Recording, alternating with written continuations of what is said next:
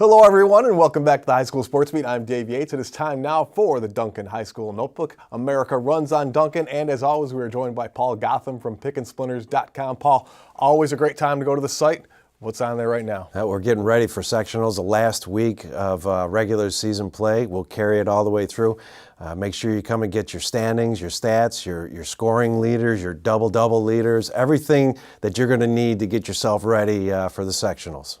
Paul, let's talk about a big showdown that just happened. McQuaid and Fairport. Doesn't get much better than that one. It doesn't, and who would have thought that we'd be talking about Fairport getting a statement win, but here we are.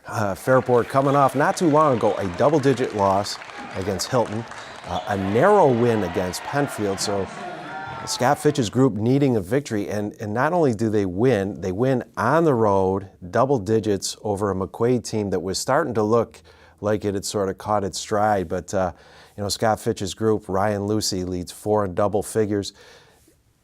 There's nothing more dangerous than a team that starts to figure itself out in February, and we've said this before. Go ahead if you want to pick against a Scott Fitch team. You go ahead. I'm right behind you on that one. I'll let you do that one on your own. And certainly, 4 guys scoring in double figures. Ryan Lucy, Max Molisani, Vanzal Johnson, all those guys together. They're going to be a difficult team to defend when the brackets come together here in the next week. Statement win for Fairport. Is it something to worry about for McQuaid? Is it something to worry about for McQuaid? Absolutely not. McQuaid, let's keep in mind, so they were coming off beating Kearney earlier in the week. They were supposed to play Irondequoit. We had all that weather. So they're prepared for Irondequoit.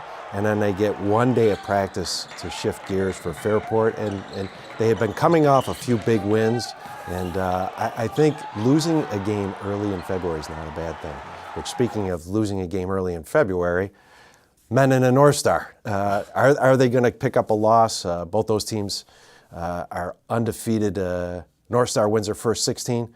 Mendon wins their first 15. And you wonder for those teams if they need to kind of get clipped a little bit so they can get ready for the sectionals and gear down for that. You talk about those streaks. I mean, it's the ones to keep an eye on and things like that. Going to sectionals not always a good thing.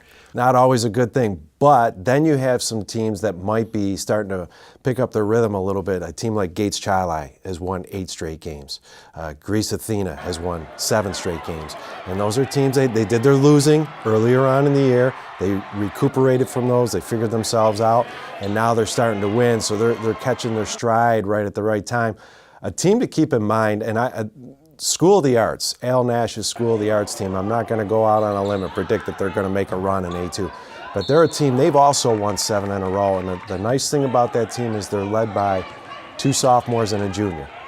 Ethan Clark DeSouza and Kevion Mitchell, 2 sophomores that start for Al Nash's team. They're an exciting group. I don't think they're capable in Class A2 of winning 3 or 4 games, but are they capable of maybe reaching the semifinals?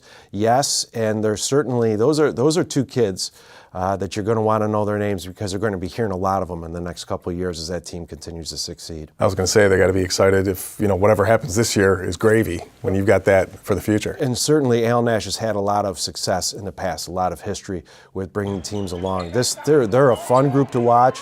They had a double overtime win. They handed Avon its first loss of the season a couple weeks ago in double overtime, and so they're a team. They also beat Northeast Douglas in overtime. They're a team they're right around it. They're right around being successful, and they're gaining valuable experience here, and it'll be nice down the road for them. Awesome. Well, apologies to Christmas fans, but for high school basketball fans, this is the most wonderful time of the year. We're back with more of the High School Sports Beat right after this.